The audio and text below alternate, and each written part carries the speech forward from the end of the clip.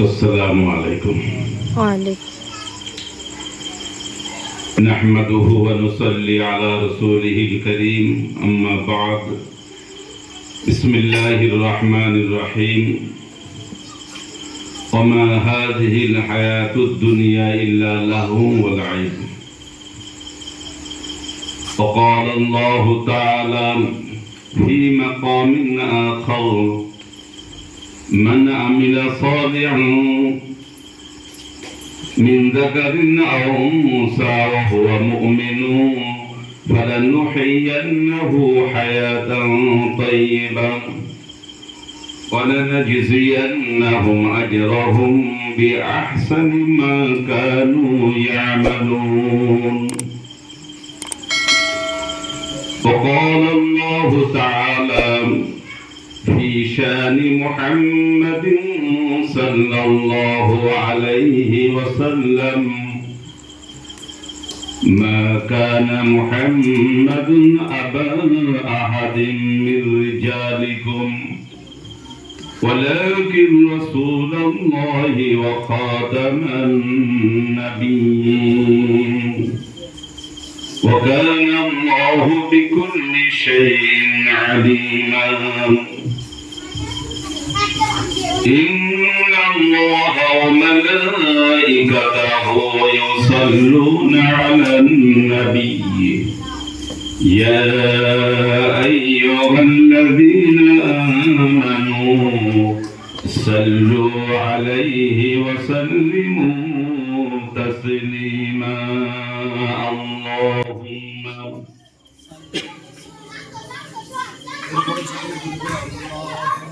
وعلى آل سيدنا مولانا محمد مامينا كل الدولا مدر نبي دجاني بدخبيني عدل باربين নিখিল জাহান জাহান্নাম দরুদ পড়ো সুবহ শাম আইরে মুমিন দরুদ পড়ি সেই নবীজির নাম। আল্লাহুম্মা সাল্লি আলা সাইয়্যিদিনা محمد وعلى آل سيدنا مولانا محمد उल्फत में बराबर है वफा हो कि जफा हो हर चीज में लज्जत है अगर दिल में मजा हो बलगल उला बिकमालिही कशफन दुजा बिजमालिही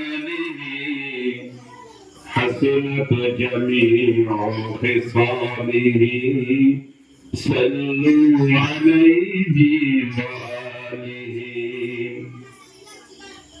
উপস্থিত সম্মানীয় আজকের মঞ্চের সভাপতি সাহেব জনাব হযরত আলহাজ মাওলানা দিন ইসলাম সাহেব দামাত বরকাতুহু,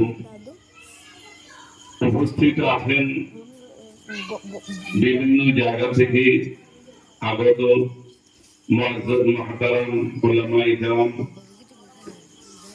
আমার সামনে ভূমিষ্ঠ দিনদার পরেজগার আল্লাহওয়ালা তথা পর্দার আড়ালে আমার মা বোনেরা, আমি আমার অন্তরের অন্তরস্থল থেকে আবার একবার আপনাদের সকলকে সালাম জানাই। আসসালামু আলাইকুম।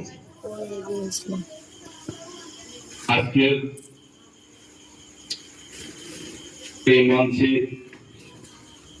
বাচ্চাদের প্রচেষ্টায় একটা দিনই পরিবেশ, আল্লাহ এবং আল্লাহ রসুলের কথা যেখানে আলোচনা হয়, পৃথিবীর মধ্যে সব থেকে উৎকৃষ্ট জায়গা বলা হয়েছে সেটাই।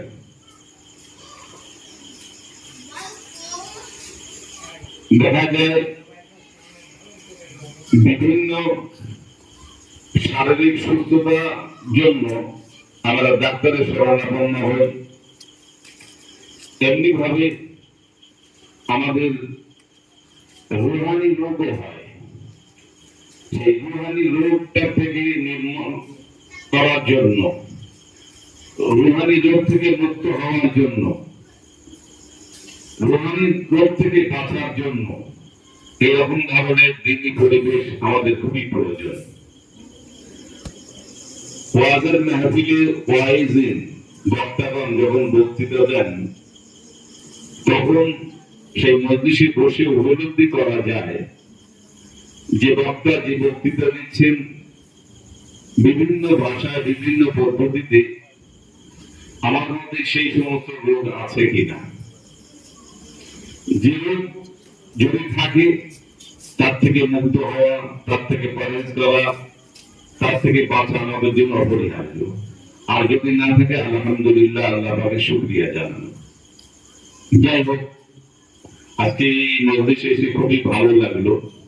একটা ছোট ছোট বাচ্চারা একটা মজলিস তৈরি করেছে, দিনী পরিবেশ তৈরি করেছে। এখানে আল্লাহ তার মনে আছে যে আমি একজন বড় ডাক্তার, আমাকে সকলে উচ্চ সম্মানে ঘোষিত করবে। একজন মাস্টার মশাই তিনি এই অহংকারের মধ্যে পড়ে থাকেন যে আমি সমাজের একজন প্রতিষ্ঠিত মানুষ, গুণী মানুষ, একজন সমাজসেবী, আমাকে সকলে সম্মান করবে। অর্থাৎ এই মনের ভিতরে একটা অহংকার বোধ, এটা আল্লাহ পাক পছন্দ করেন। হাদিসের মধ্যে আছে, যাকে ইংরেজি ভাষায় অ্যাটম বলা হয়, আরবি ভাষায় জাররা বলা হয়, বাংলা ভাষায় বলা হয় ধূলি কণা পরিমাণ। কোন ব্যক্তির ভিতরে যদি ধূলি কণা পরিমাণ অহংকার থাকে, আল্লাহ পাক বলেন লা ইয়াদখুলুল জান্নাহ, ওই ব্যক্তিটা কোনোদিন জান্নাতে যেতে পারবে না।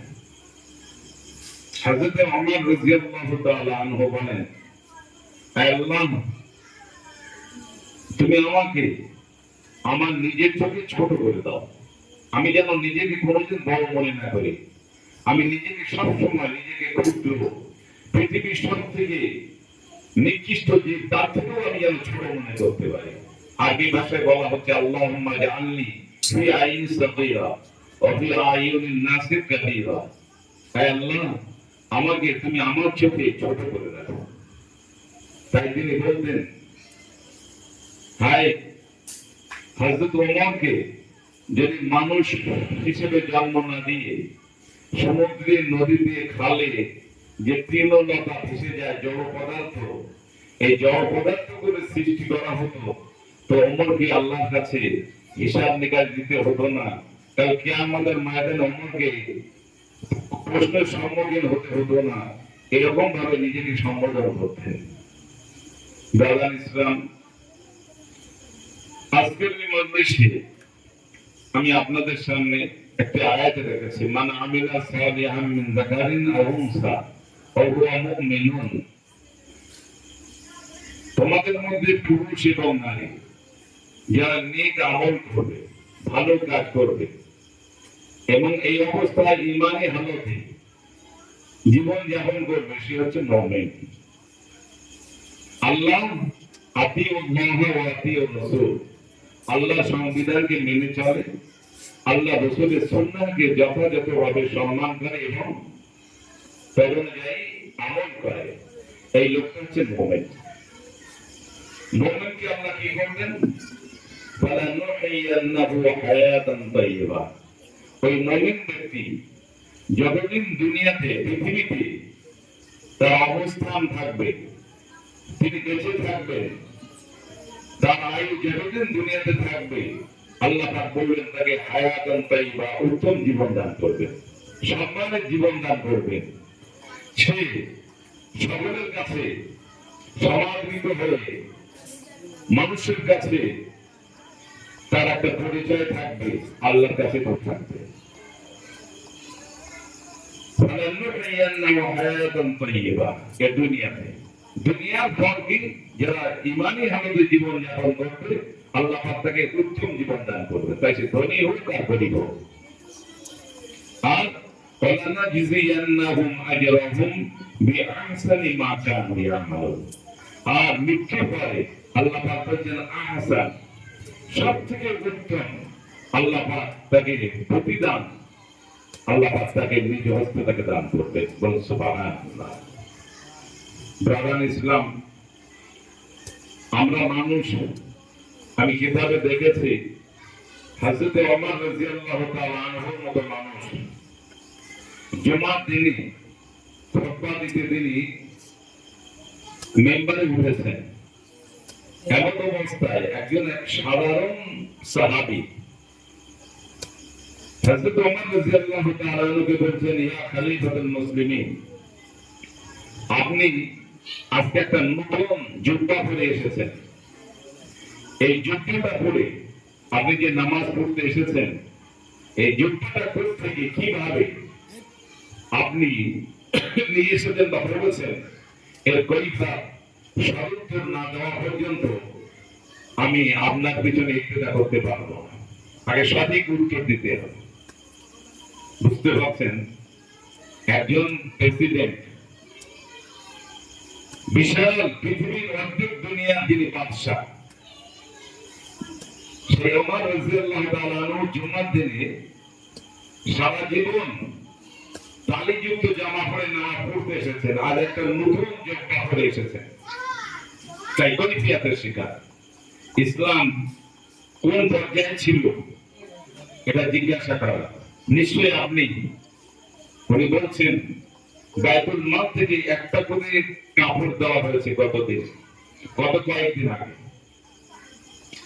সে জামাটা যে কাপড় দেওয়া হয়েছে, জামার পিস দেওয়া হয়েছে, তাতে একটা পাঞ্জাবি হতে পারে, একটা জুব্বা হতে পারে।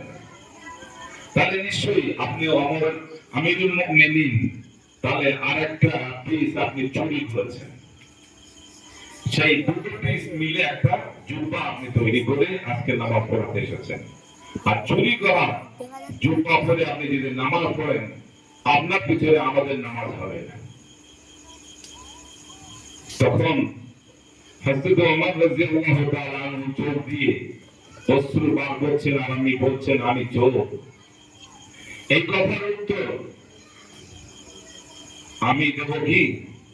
আমার বেটা আব্দুল্লাহ আছে, এই আব্দুল্লাহ নামাজ পড়তে এসেছে, ওর কাছে জিজ্ঞাসা করা হোক।